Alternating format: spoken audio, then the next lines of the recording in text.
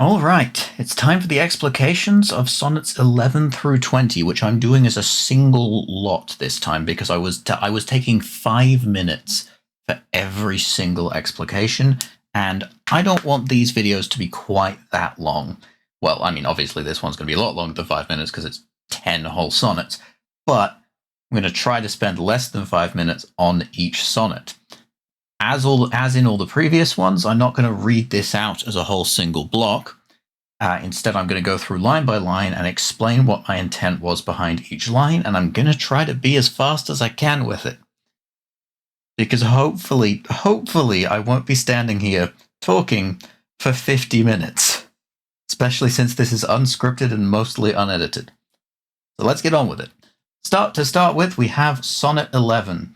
So, and if you haven't listened to the first 10 sonnets already, probably listen to those before listening to this, because otherwise you are going to understand so little of the context of this.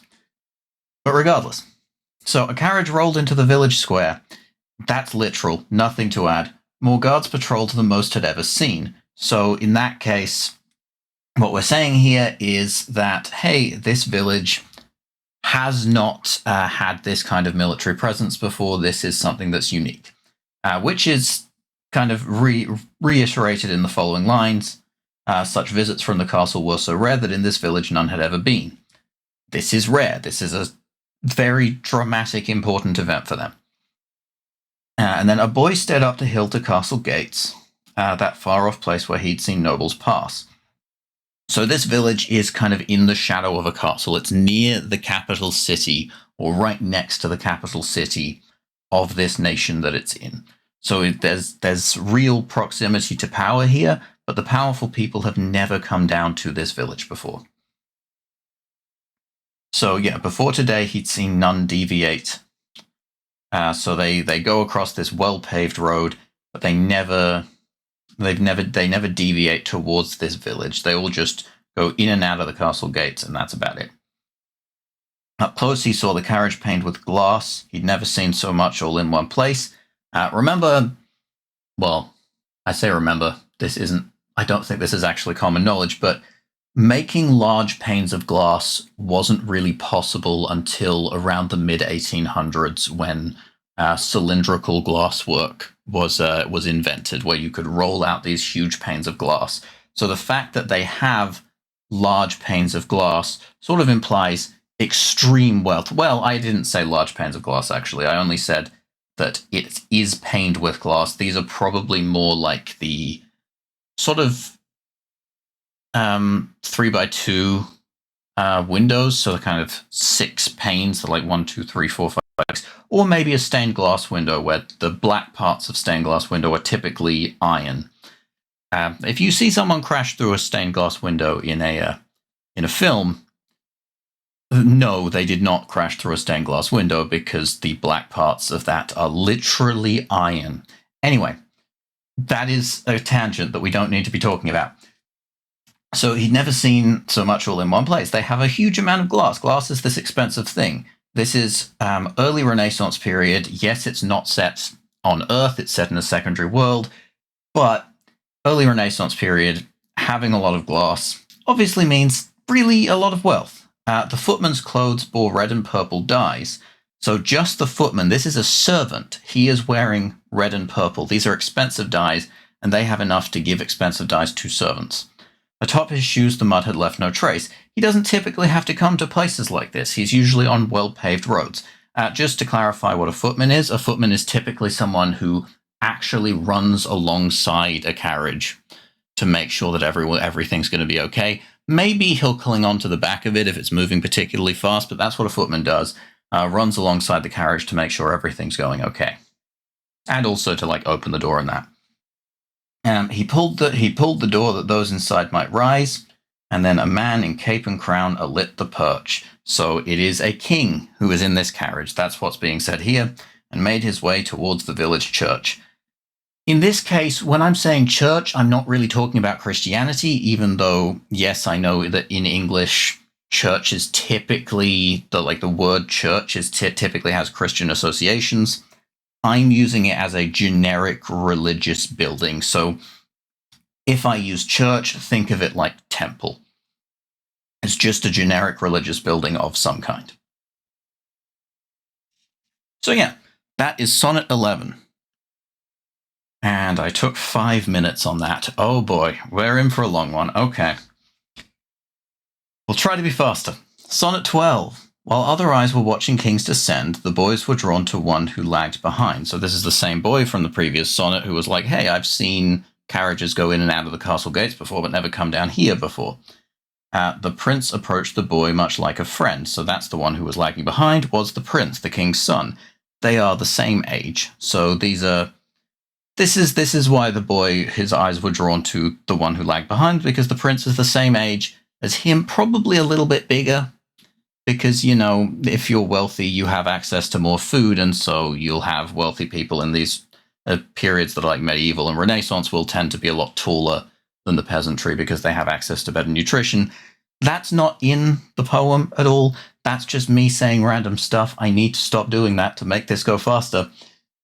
And I'm probably not going to.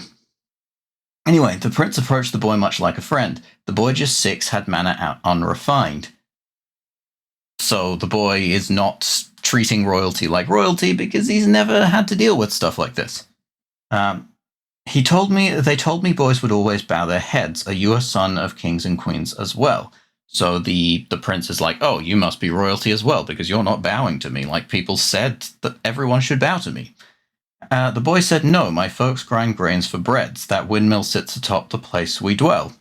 The boy is the child of a miller. Then my brother says that millers lie and thieve. The prince did not intend his words to hurt. So this is a reference to kind of historical stereotyping that because you have about this much, let's get that on screen, you have about this much wheat, it will collapse down to about this much flour. That much wheat, that much flour. So it collapses down a lot, or shrinks down a lot, because there's a lot of space, there's a lot of air gaps in wheat, and so you end up with a very small amount of flour at the end. And so there was this kind of stereotype that, oh, millers steal some of the flour. No, they don't. It's just lots of air gaps. So the prince didn't intend his words to hurt because he's just parroting what's been said. He's 6 years old. That's what 6-year-olds do. And then we have the boy then speaking. My mother says that we should not believe the words of those who see fit to assert opinions on a trade they've never known. You'll trust the grain gets smaller once you're shown. And so this is the boy saying, hey, actually, the grain gets smaller, which is what I just explained just before. So it's just an exchange between children. It's a very innocent exchange between children. Not so, according to the guards, which we'll find in Sonnet 13. The boy then took the prince's hand to lead him toward the windmill at the village edge. So the boy's like, hey, I'm going to show you that this flour, or this grain, it gets smaller. That's what happens. And then a woman moved to stop the pair and plead with royal guards already to allege a threat of death against their youngest charge. So as I said, this doesn't seem innocent to the guards. They're like, oh, this 6-year-old boy, he's planning to assassinate the prince, obviously, because there can be no other explanation for a 6-year-old taking the hand of a prince. But mother, I just want to show the truth, the boy said when the woman sought to barge between the pair and beg pardon. Yeah, I'll read the rest of that in a second. But yes, this woman is the boy's mother. The woman understands the social context here. She understands that the other boy is a prince, and that this was kind of a social faux pas that he could be punished for, and so she wants to prevent that. So yeah, the woman sought to barge between the pair and beg upon their youth that harm was not a motive of her son. She's basically saying, hey, they're just kids. Please, don't punish him for this. She held him back behind her legs and stood defiant, staring down the sword that spun in one guard's hand. So he's literally spinning the sword around in his hand. He's kind of gleefully approaching, savoring this moment as he's walking towards them. This guard's not a nice guy. That's what I'm kind of trying to get across here. He's very menacing, walking towards them, swinging his sword around in his hand. So as others watched who could have stayed impending blades that villains bade to slay a boy afraid in castle shade. So I went with stayed, blade, bade, slay, afraid, and shade, rhyming all of those right here. The intent behind that being that I'm really trying to push this sort of racing heartbeat. So like a bang, bang, bang, bang, bang, bang, bang, bang, bang, racing heartbeat of someone who's absolutely terrified that they're about to be stabbed by a guard who's just taking the law into his own hands for no good reason other than he wants to stab someone. Obviously, it's all in iambic pentameter already, so there's already that heartbeat there. But I felt that adding those extra rhymes in those two lines really, for me, reinforced that kind of racing heartbeat feel. That was the vibe I was going for there. So let's move from 13 to 14. So now we're back to actual dialogue here. My son would not know how to hurt the prince, the woman wept as guards and blades encroached. There has not been a noble visit since his birth, so protocol has not been broached, nor etiquette been central to his days. So the boy's mother is saying, please, we haven't had a visit. We didn't expect this visit. No one ever comes here. You've got to believe me. This is so unfair. And she's trying to plead with logic, but logic, well, feelings don't care about your facts. That's a very basic principle that you learn very quickly in science communication, is that, yeah, feelings don't care about your facts. And these guys, well, not these guys, the one guard in particular, wants to stab people. And unfortunately, logic is not going to work on him. So her words met hearts whose strings were stone congealed from blood that plucked a muted drive to raise and plunder all the world a battlefield. So I'm going very poetic. I know, poetic in a poem, shocking. Yeah, I'm going with a very poetic language here to kind of say that the kind of hearts and souls of these guards have been splashed with blood by the feudal system that they used to exist in. Something that we'll get to later in the poem is that this country used to be feudal. There used to be kind of vassal lords who had their own armies, but now the power in the nation has kind of been centralized rather than being delegated out to vassals, more like a modern nation state. So instead of being feudal, it is centralized, and that is, a more stable form of power. But because feudalism is still within living memory in this kingdom, they have these same ideas that feudal knights and feudal soldiers might have, that everything is a fight, everything's going to come into a war of some kind, or, well, not a war in this case, but everything's going to be a battle. That's why all the world a battlefield. So stone congealed from blood. That's what I'm going for there. Like, they're so battle worn, so basically they're picked out to be the people who don't care about taking lives on the battlefield. So these are not ordinary soldiers. These are people who have been selected specifically for their apathy. So that's, in this case, I'm not saying that someone who goes to war becomes apathetic. I'm specifically saying that these people who have been in a feudal system have kind of been selected by that system to be the ones who are more apathetic. That's how they rose up through the ranks. And so that's, they have this, they take pleasure in what they do here, in killing people and stuff like that, which is really not something you want in a system with a centralized government. That might be something you want in a feudal system, but obviously feudal systems are horrible. Anyway, I'm digressing again. I need to stop doing that. Anyway, enough of this. You are not judge or priest. No laws are yours to meet as you see fit. The prince's valet spoke and motion ceased. So this is a new character we're bringing in here, the valet of the prince. I pronounce it as valet with the stress on the va. I know a lot of people pronounce it as valet with the stress on the lay. Personal preference here. That's why I put it the va on the stressed syllable rather than on the unstressed syllable, because that's just how I personally say it. And you do see that a lot with poetry. We get ideas of how people spoke from Shakespearean poetry because of where the stress and unstresses are, because we know everything is in iambic pentameter.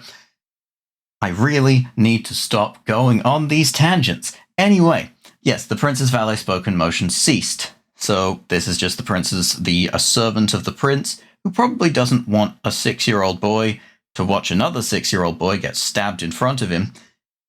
The king will choose to sentence or acquit. Imagine how a blameless boy cut down would blight the reputation of the crown. So he knows that these are not people who are going to be swayed by logic. So instead, he's taking an emotional, what's the word? An emotional approach. That's the word. He's taking an emotional approach to this, where he's saying, "Hey, this is gonna be an issue for the reputation of the person you're personally serving, and well, he's not gonna like that now, is he?" So we're really taking a more emotive approach with the valet appealing to the system that these soldiers exist in, or that these royal guards exist in, rather than appealing to any kind of logic. And so, yeah, that's how the valet then prevents violent murder. So on to number 15. The king returned with priest a step behind. That's going to be relevant later. Not going to tell you how it's going to be relevant, but it's going to be relevant in cycle 3, so sonnets 21 to 30. Not going to tell you why that's relevant yet, but I promise it is. So yeah, the king returned with priest a step behind. I see no threat, and yet your swords are drawn. He did not waste a word and seemed inclined to wait for explanations to be borne to him that he might deem them worth his breath. So this is a king who has lived his whole life knowing he would be king, and he's just like, "I'm just going to stand here. You're going to explain yourselves." He's not going to say that he's not going to say that, because he just expects this. So this is someone born into wealth, who has been trained to be wealthy, who has the expectations of the people around him. So in this case, he is a good king. He is a good king. Good kings do exist, but of course, he is still sort of class blind in a sense. He doesn't get that other people were not raised with similar social expectations to him, that they all just know exactly what to do and what should be done in his presence. In this case, in this particular instance, the valet and the guards know this because they've been around him long enough to know what his expectations are. But yeah, that's what I'm getting to here. He seemed inclined to wait for expectations to be born to him. So he's not going to seek them out. You're just going to bring them to him. It's not his problem. The valet of the prince stepped forth to speak. The king grew still when told of threats of death. So, again, what I said before, the king, he's a good king. He's not horrible. He's not a psychopath or a sociopath or anything like that. But of course, still a king, still part of this sort of very unequal system. Of course, he didn't create the system, so we can't blame him for this system existing. But we just know that he is benefiting from it. Your view of little boys is surely bleak. That's the king speaking again. My guard is not a place for cruelty's thrall. So basically, I do not want guards who enjoy stabbing people. I want guards who want to protect me. So I'll see your rank and weapon stripped post haste. That's the final part of this little bit, and then he just goes on just stating his wisdom as the king. I am king. You will listen to everything I have to say. We have the role of youth is judgment on us all. Injustice dealt by us must be replaced by systems built by those so bold to dream. So this idea here, the role of youth is judgment on us all, is in fact the theme, the sort of thesis statement of the entire poem.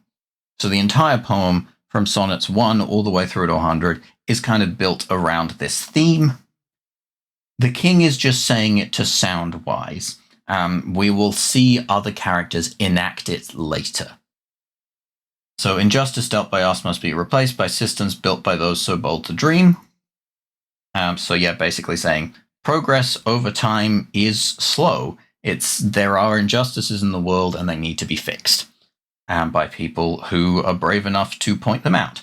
And then a friend his age might build my son's esteem. So what he's saying here is basically, hey, I do need my son to understand that ideas can come from anywhere. So maybe if he has a friend his age who can talk to him in a different way to how all the servants speak to him, who kind of talks to him like an equal, then maybe he can understand that good ideas can come from everywhere. This is part of the prince's training to be a better leader. Now, this prince is never going to be king. That's relevant here as well. This prince is the second prince, and in this kingdom, the second prince will eventually be in charge of the military. So basically, the future king's younger brother is going to be in charge of the military. And so having good relationships with not rich people, so people like millers, is probably going to be useful to leading a military and actually speaking with soldiers who are not necessarily going to be, they're not all going to be from wealth, are they? So anyway, on to number 16. A prince's duty is to know his court. That was excuse enough to sway the queen, to grant the prince a friend beyond the fort. So basically what I'm saying here is the queen wants her son, let's make sure that that's actually visible. The queen wants her son to have friends outside of just his servants. So basically any excuse would have been enough for her, especially as we find here, she smuggled books and toys along unseen. So she really does want him to have friends, and that's why she's smuggling books and toys along with him, and so beyond the fort, so that he's not coddled and protected throughout his entire life. That's relevant here. We care about that. We care about him not being wrapped in bubble wrap his entire life, and the queen sees the importance of that. So yeah, the prince kept finding more inside his bag, so the queen is like, oh yeah, I'm going to give you books and toys to bring along. Again, gonna be relevant later. Not telling you why, but that's going to be relevant in cycle 3 as well. Just like the priest being taken away from the village is also going to be very relevant. Each time he left the castle, so yeah, the prince kept finding more inside his bags each time he left the castle walls to play. I do not understand the way he sags, the prince confided to the queen one day. Each time I bring a book, he is put out. Nothing to add to that. That's just literal. The miller's son is like, a book, okay, every time one is brought. Do you assume a miller's boy can read? She asked her son, delighting in his shout. So she's delighting in her son. The queen is delighting in the prince, realizing that, hey, not everyone has the same experiences as me. People have learned different things to what I've learned. They understand different things, which the seed of that was kind of planted earlier on. Of my mother says that we should not believe the words of those who see fit to assert opinions on a trade they've never known. So that the seed for that was planted already, but now he's finally coming to that realization. So he raced away through castle halls to plead. At first his valet swore he'd not conspire. Within the week, the prince had his desire. So the valet is like, no, I'm not going to teach some random person how to read. Go away. I should actually clarify this, probably should have mentioned it before. A valet in the context of Renaissance or medieval, in a Renaissance or medieval context, is basically the chief, how would I say this? Yeah, the chief most servant to an individual is their valet. So sort of, no, not like a lady in waiting. A lady in waiting is someone who goes to court and kind of, that's a different thing. Anyway, it's not a masculine version of a lady in waiting, but it's sort of the the most important confidant and chief most servant of a person. Anyway, I am digressing and tangentializing again. Need to stop doing that. Okay, yeah, so the valet's like, I'm not going to teach this random person, but within the week the prince had his desire. He does it. And he's fine with it. But he didn't want to at first. He swears he's not going to do it, but it didn't take much to convince him. Now we move on to 17. So we've got a bit of a time skip here from Sonnet 16 to Sonnet 17. You cannot say who taught you how to write, the valet pulled the boy aside to say. We do not know what fuss it could incite. Some nobles might believe you've debt to pay. So this is pretty simple. It's basically the valet saying, hey, you are a commoner. You are not noble in any way. And there are people among the nobility who genuinely believe that literacy is something that only the elite should have. And that gets expanded on even more. The skill will serve you well throughout your life, but jealousy will plague you from above. Among the wealthy, wholesome thoughts are rife. So again, really doubling down on what I said before. These wealthy people want to hoard all of the skills like literacy to themselves. So they're not just hoarding wealth, they're hoarding skills like literacy too. But words are wealth we all are worthy of. And so the valet is saying, everyone deserves to have these skills, not just wealthy people, which is it's a radical thought from the valet, but something that's going to rapidly become less radical towards the end by the time we reach the end of the story, and there are reasons for that. I mean, that's what this whole story is about. As I said, the role of youth is judgment on us all is the whole theme of the story, the central theme of the story, of basically young people saying, hey, all these things are wrong. These things need to be fixed.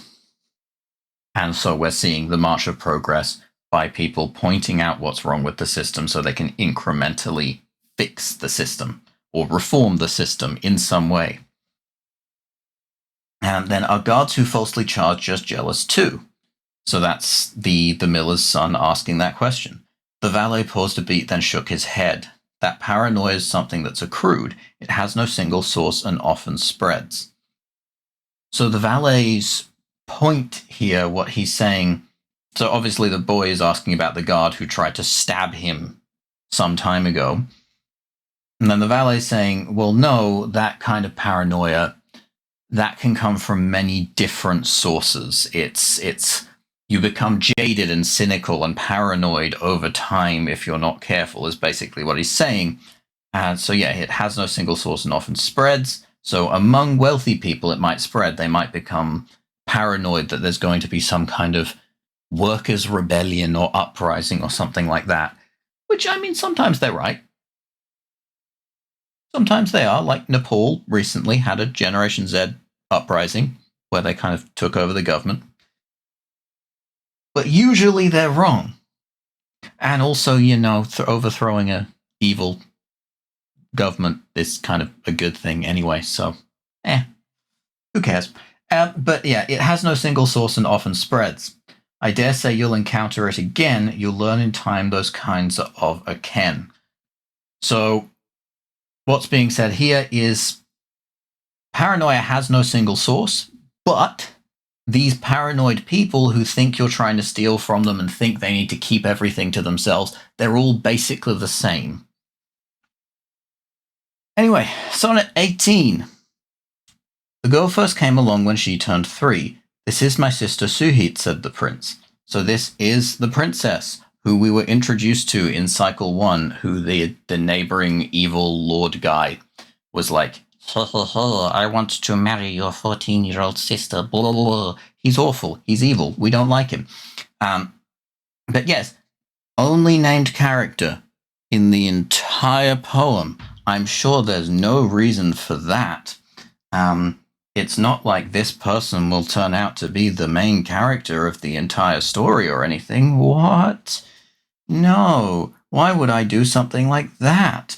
But yeah, so we know that this now, we have a timeline for this because she's 3 years old.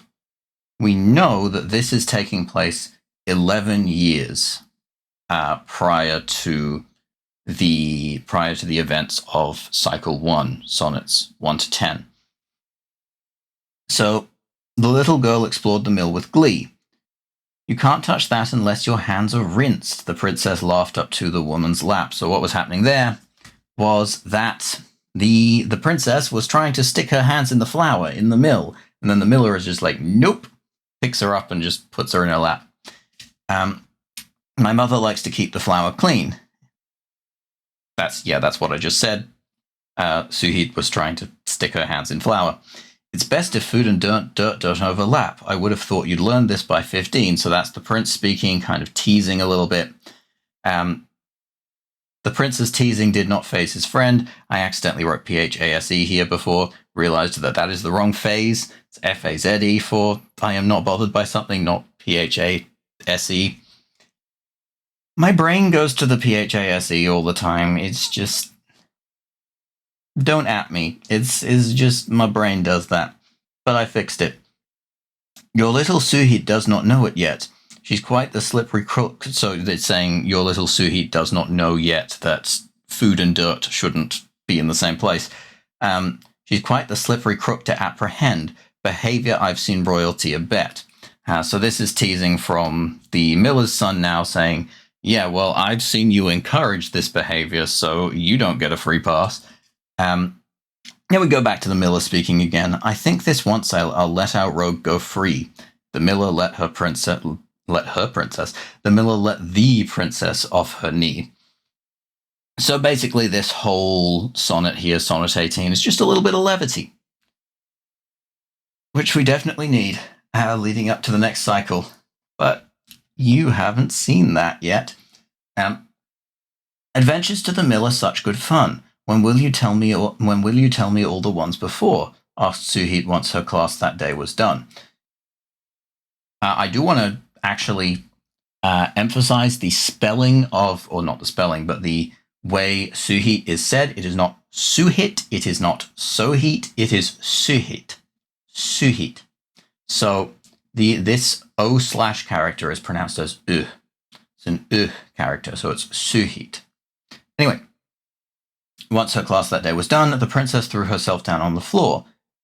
These lessons on decorum are so dull, I'd rather learn the myths of distant lands or walk along the docks and see the gulls. So this is kind of me planting the seeds that later Suhit is going to be the protagonist and kind of the hero of this story. That's what I'm doing here, is that her ideals are such small things. Like, she wants to learn stories from other places. She wants to go down to the docks and see the seagulls. And then your valet says he fed them from his hands.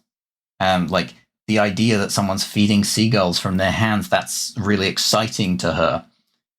So that's what's really setting her up as the hero, that she's excited by all these very small things. She sort of sees things in a very inductive way. She builds things up a lot rather than seeing a huge piece of reality and kind of picking things out from there. Instead of reasoning deductively, she reasons very, very inductively. And sort of seeing the bigger picture and thinking both ways at the same time is how she has to learn to grow. But she can't lose this. She can't lose this good quality, but she also needs to get another good quality of... I'm going on a tangent again because this is about a later point in the story, not about this point in the story. So let's just move on from that. My valet fills your little head with lies. Besides, all those are ordinary things. So this is the prince being a little bit jaded, even though he's only like 15 or 16 at this point. He's being like, no, those are just boring, ordinary things. You don't need to care about those things. In time, you'll come to know the world's true size. Again, him saying that, oh, no, the world is a big place. You don't need to worry about tiny things like that. They're irrelevant. And then Suhit responds with, I know no matter what the future brings, I'll always find adventure everywhere. The princess shot the prince a scornful glare. So she's standing up for herself already. She's already standing up for herself, which is kind of... It's not foreshadowing, I guess, because we already know that she gave the neighboring lord a piece of her mind when he was like, I'm going to marry you, 14-year-old girl. And he was disgusting. So we already know that she's a very spirited kind of person. Even already at 6 or 7 years old. 6 or 7? 3 or 4, sorry. 6 or 7, that'd be a big time jump from here to here. No, this is a 3 or 4-year-old kind of having a bit of a tantrum, but that personality already shining through. Of course, real 3 or 4-year-old isn't going to speak like this, but this is poetry. Anything can... I can have anyone speak eloquently in poetry because that's how poetry is.